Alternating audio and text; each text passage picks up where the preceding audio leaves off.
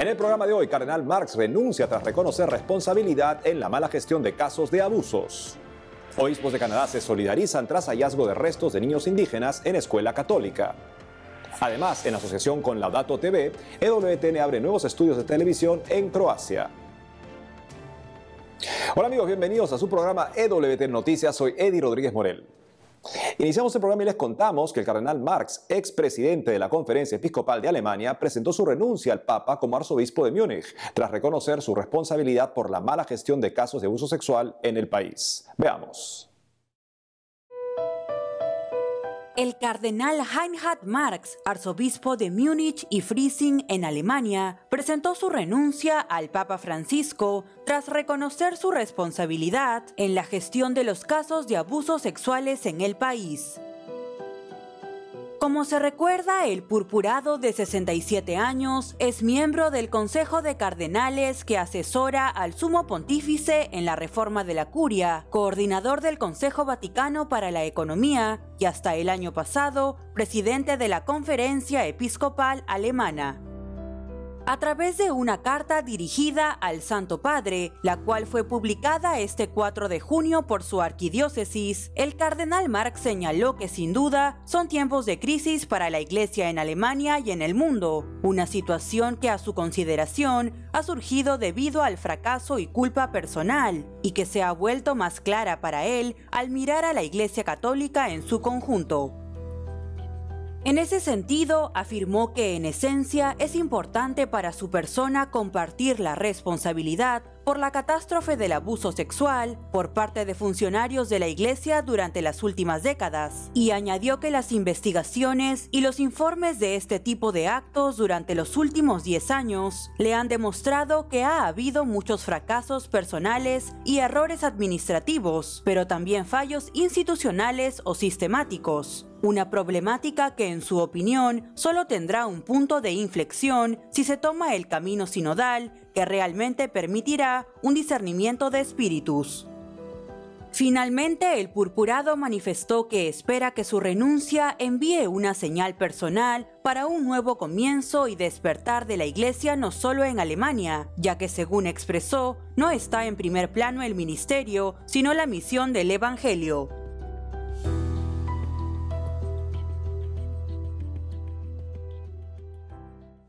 A continuación nos vamos hasta México con nuestro corresponsal Diego López Colín, que nos tiene noticias sobre la iglesia en el país que pidió a los fieles orar antes de ir a votar este 6 de junio. Te escuchamos, Diego. Hola amigos, los saludo desde la Ciudad de México. En esta ocasión para comentarles que el próximo 6 de junio se realizan elecciones en toda la República. Es por ello que el presidente de la Conferencia del Episcopado Mexicano, Monseñor Rogelio Cabrera López, alentó a todos los católicos a, antes de salir a votar, ir a misa y pedirle al Espíritu Santo les ayude a tomar la mejor decisión. En su mensaje, con ocasión del evento Laicos Decididos a Construir la Casita, convocado el 29 de mayo por la Dimensión Episcopal para los Laicos de la SEM, Monseñor Cabrera López subrayó que el día electoral marcará el futuro del país, ya que se elegirán aproximadamente 2.500 cargos, por lo que animó a todos los mexicanos a salir a votar. En especial, invitó a los católicos a cumplir el deber ciudadano y ver el ejercicio democrático como un hecho espiritual. Porque comentó, un católico, un creyente, un cristiano se siente comprometido no solamente con Dios, sino también con el prójimo. Asimismo, a los que desean servir en la política, el presidente de la SEM le recordó que su vocación tiene que ser la búsqueda continua del bien común que permite construir sociedad juntas y en paz. En el evento Laicos Decididos a Construir la Casita, más de 100 organizaciones católicas se unieron en Basílica de Guadalupe para pedirle a la Virgen unos comicios electorales en paz. Esto luego de que se registrará 782 agresiones a políticos, esto incluyendo 52 asesinatos a candidatos durante las campañas electorales. Y en otra noticia les comentó que la Arquidiócesis de Guadalajara y empresarios del estado de Jalisco convocan a jóvenes menores de 30 años a responder al llamado del Papa Francisco a desarrollar una economía que sea verdaderamente humana, que sea integral y que además respete el cuidado a la creación. A través de un concurso de economía, los organizadores buscan que los jóvenes desarrollen una propuesta concreta para abordar y dar solución a algunos de los planteamientos hechos en el evento de la economía de Francisco. Los mejores proyectos recibirán un reconocimiento público y un incentivo económico, además de que sus propuestas serán presentadas al Santo Padre Francisco. Cabe señalar que la convocatoria también incluye a estudiantes de universidades y a todos aquellos jóvenes que sean creyentes o no. Dicho concurso pretende impulsar la creatividad y visión social de los hombres y mujeres originarios o residentes de los estados de Aguascalientes, Colima, Jalisco y Nayarit. Los interesados los invitamos a buscar las bases completas en las redes de la Arquidiócesis de Guadalajara. Y ya para finalizar les comento que la prolongación de la pandemia por COVID-19 sigue desafiando a la catequesis en México. A pesar de que existen iniciativas y respuestas concretas para ayudarla, aún se considera insuficiente el esfuerzo que se hace. Así lo reflexiona el obispo responsable de la Dimensión Nacional de la Nueva Evangelización y Catequesis, Fidencio López Plaza, quien expresó en un mensaje que en este tiempo de sufrimiento, estos agentes de pastoral están llamados a convertirse en antorchas que iluminen el camino y que muestren una ruta que va más allá del dolor. Por tal motivo pidió repensar la forma en la que se está llevando la catequesis y para ello ofreció unos puntos a reflexionar. En primer lugar, analizó que los medios de comunicación no lo son todo en la renovación de la transmisión de la fe, solo son instrumentos que pueden ser generosos si se responden a un verdadero cambio de paradigma en la forma de enseñar. Otra medida importante para tomar en cuenta es darle importancia al testimonio. La Iglesia en México, considero, cuenta con una sorprendente cantidad de evangelizadores y catequistas, por lo que deberá encontrar en ellos la fuerza y la condición necesaria para convertirse en un hospital de compañía.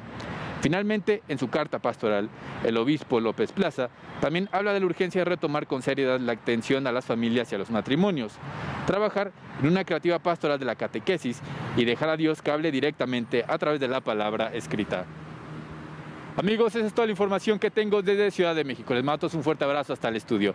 Reportó para WTN Noticias, Diego López. Gracias, Diego. Ahora tenemos que pasar una lamentable noticia y es que en Canadá se han descubierto los restos de más de 200 niños indígenas dentro de una antigua escuela católica de la región inglesa del país. Frente a este hecho, los obispos canadienses se pronunciaron. Conozcamos sus declaraciones. Esta semana los obispos de Canadá se comprometieron a trabajar por la sanación y la reconciliación con las poblaciones indígenas del país, luego de que se descubrieran en una antigua escuela residencial católica las tumbas no identificadas con los restos de más de 200 niños indígenas.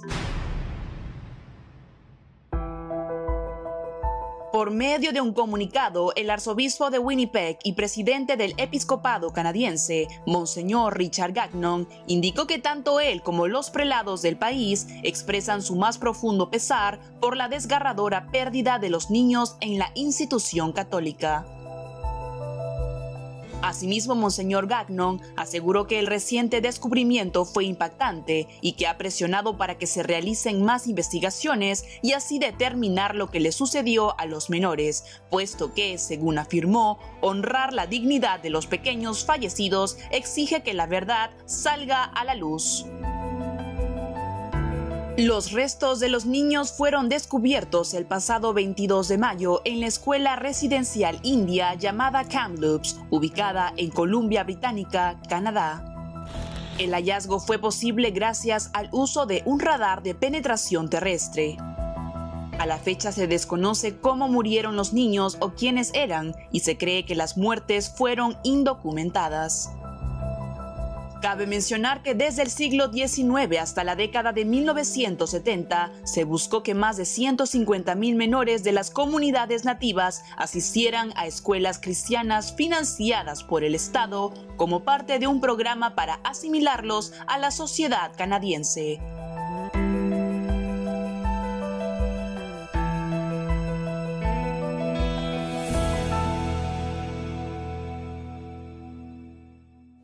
Oremos por el alma de estos niños indígenas y para que se realice una investigación a fondo y se determine lo que sucedió. En otros ámbitos, el Parlamento Europeo pondrá a votación en los próximos días un informe considerado extremo sobre el aborto. Veamos los detalles en la siguiente nota. El Parlamento Europeo deberá emitir próximamente su votación sobre un documento calificado como extremo y el cual pide a todos los Estados miembros de la Unión Europea que permitan el acceso al aborto. El denominado Informe sobre la situación de la salud y de los derechos sexuales y reproductivos en la Unión Europea en el marco de la salud de la mujer fue presentado por el político croata Predrag Fred-Matić y busca el reconocimiento del derecho a las prácticas abortivas y la redefinición de la objeción de conciencia como una negación de la atención médica. Al respecto, la Red Parlamentaria para Asuntos Críticos, con sede en Washington, D.C., describió el informe como extremo y radical. Asimismo, de acuerdo al Centro Europeo para el Derecho y la Justicia, una ONG con sede en Estrasburgo sugirió que los partidarios del proyecto buscan con esta propuesta introducir una nueva norma sin que a primera vista parezca impuesta. Por su parte, de acuerdo a lo explicado en CNA, los grupos pro vida también han expresado su alarma por el reporte. Es preciso mencionar que la mayoría de los 27 estados miembros de la Unión Europea permiten los abortos que son solicitados y también los que son por motivos sociales amplios, a excepción de Malta y Polonia, países que tienen fuertes leyes pro vida. En esta línea, la votación respecto al documento en cuestión se realizará en la próxima sesión plenaria del Parlamento Europeo, que se llevará a cabo en Francia del 7 al 10 de junio.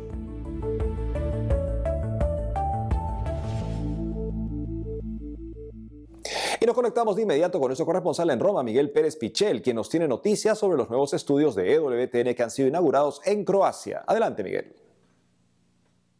Hola amigos, saludos desde el Vaticano. EWTN sigue creciendo en Europa con la apertura de nuevas delegaciones. Recientemente hemos estado en Zagreb, en la capital de Croacia, donde su arzobispo ha inaugurado unos nuevos estudios de televisión. El arzobispo de Zagreb, en Croacia, el cardenal Bocanic, inauguró y bendijo recientemente los nuevos estudios de televisión de Laudato TV, afiliada a EWTN. El cardenal señaló la importancia de este canal de televisión para los espectadores croatas desde que comenzó sus emisiones en 2015.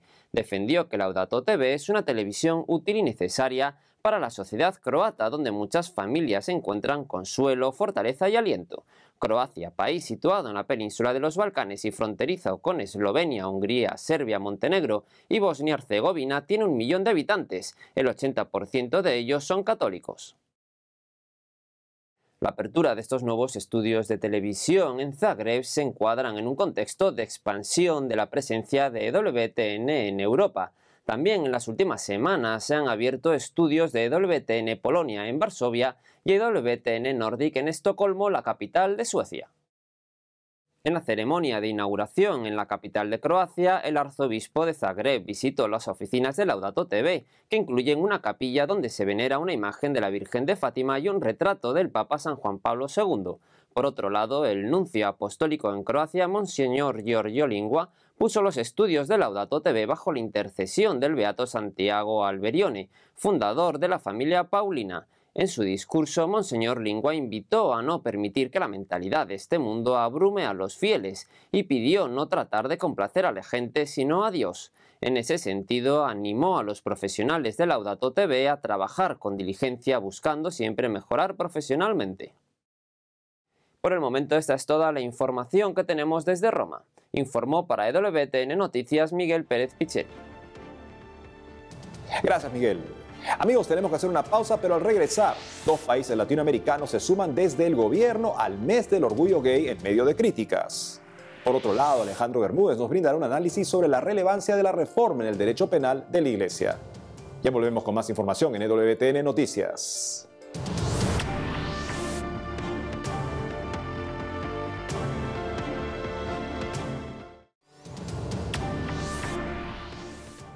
Bienvenidos nuevamente al programa. Y les contamos que 2 países latinoamericanos se sumaron esta semana desde el gobierno al mes del orgullo gay, pero en medio de críticas. Veamos de qué naciones se trata.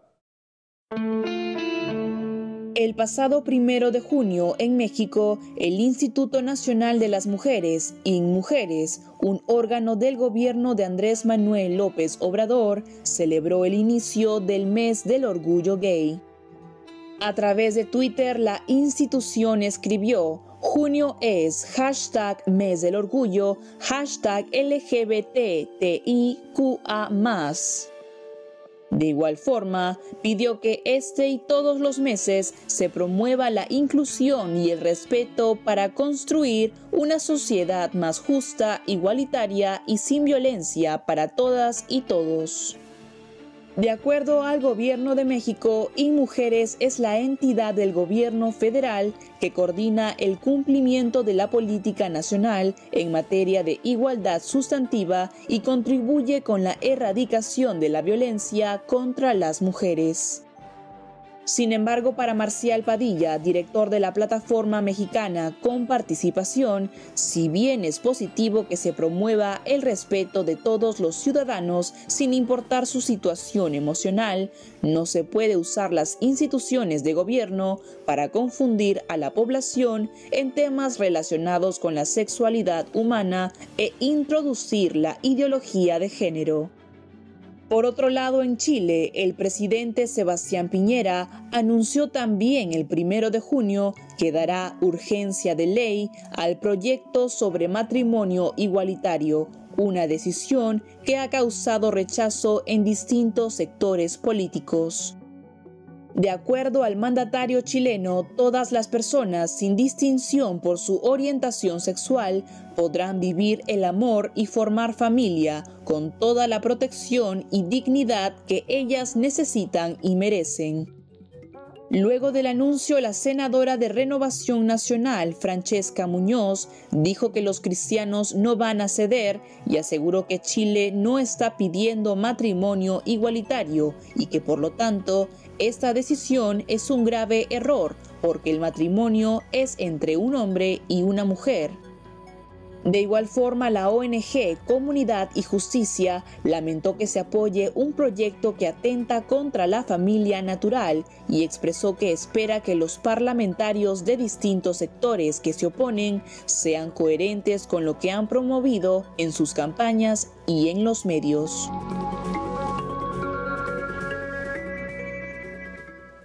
En este momento nos conectamos con nuestro director de noticias, Alejandro Bermúdez, quien hoy nos hará un breve análisis sobre la relevancia de la decisión de la Santa Sede de anunciar la modificación del libro 6, uno de los grandes capítulos en el Código de Derecho Canónico y que rige civil y penalmente a la Iglesia. Te escuchamos, Alejandro.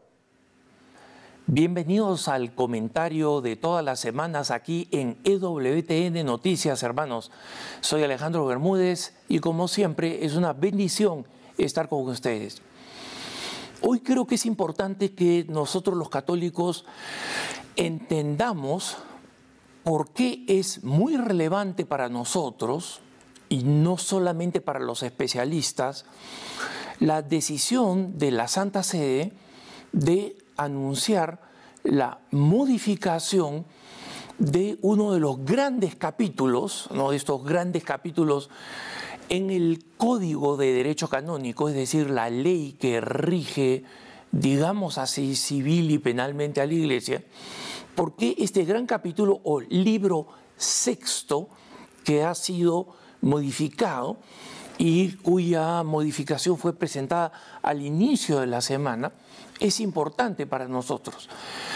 Porque básicamente el libro sexto se refiere a las penalidades específicas que se aplican a los distintos delitos o violaciones a la ley canónica. Y obviamente, como decían los romanos, los grandes padres de la legislación occidental, dura lex es lex, o sea, una ley nunca va a ser suficientemente válida o aplicable si no es dura en las penalidades. Entonces, el texto modifica o cambia de lugar, el nuevo texto modifica o cambia de lugar muchas de las penalidades y en general las penalidades para la mayoría de las cosas se incrementan y para otras que son culturalmente menos relevantes o menos frecuentes disminuyen. Las que disminuyen son una minoría. Pero es importante, por ejemplo, que, como comentaba en un editorial anterior, es importante el hecho de que algunas penalidades específicas que están referidas al abuso de los sacramentos, en general cualquier tipo de abuso de los sacramentos, hayan sido puestas en un solo grupo y las penalidades hayan sido aumentadas. Esto es importante en general porque para la Iglesia los sacramentos son el gran vehículo de gracia, de salvación que nos ha dejado Jesucristo como potestad para los obispos y los sacerdotes.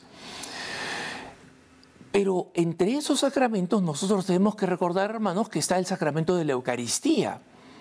Y en consecuencia, las palabras del abuso de la Eucaristía, que van desde alguien que está intentando celebrar siendo un falso sacerdote, hasta el hecho de alguien que pretende recibirla indignamente. No, y recordemos que aquí ya existe normativa que señala que una persona que está en un pecado público, como por ejemplo un político abortista, tiene que recibir la pena canónica específica, ¿no? Y la excomunión es una de ellas, pero existen muchas más en las que no voy a entrar.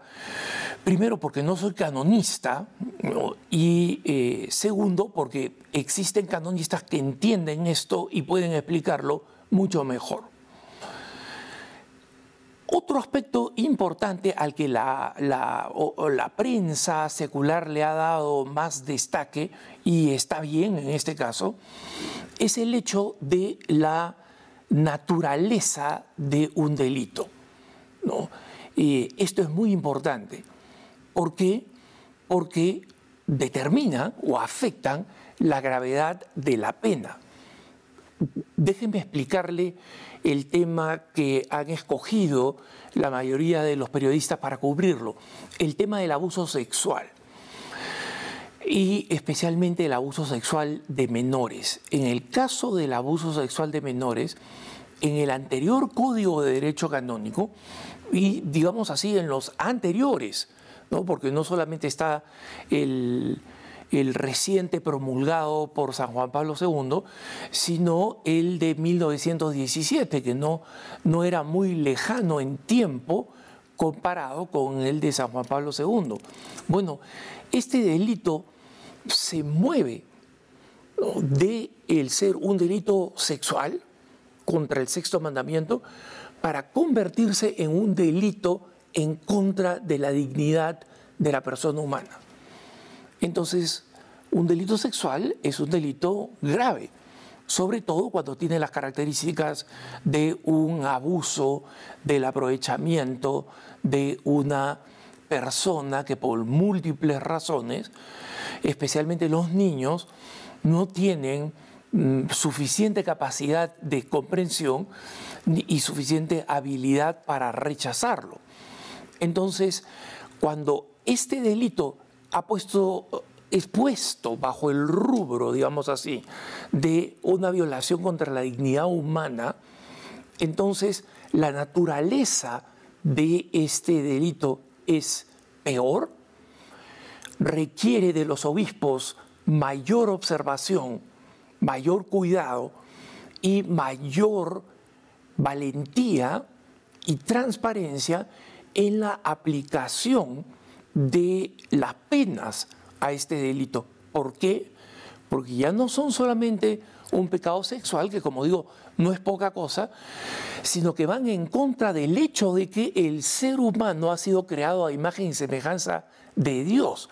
Recuerden ustedes, esa es la esencia de por qué para nosotros la dignidad humana es algo que tiene que ser respetado junto al respeto mismo de la vida, ¿no? Entonces, en general, los distintos canonistas que he hablado me decían, mira, la aplicación de muchas penas eran confusas, ¿no? Porque si coincidían dos tipos de pecado o dos tipos de violaciones, era difícil establecer cuál primaba, cuál pena se aplicaba. Esto ha mejorado mucho en términos de comprensión. Por supuesto, va a quedar, como siempre, como en toda ley, un campo para la interpretación de un juez, para la interpretación de un canonista, para la interpretación de un obispo. Pero que determinados pecados hayan sido aclarados en su gravedad, ayudan a que la Iglesia esté más atenta, sea menos fuente de escándalo y en consecuencia aumente su habilidad y su credibilidad para predicar el Evangelio. Como siempre, los dejo en compañía de la mejor información, EWTN Noticias. Y es todo por hoy, amigos. Gracias por haber estado con nosotros. No dejen de seguirnos en las redes sociales y de lunes a viernes a las 12 del mediodía, hora de Miami, tenemos cita en Radio Católica Mundial con su programa Más que Noticias. Hasta entonces.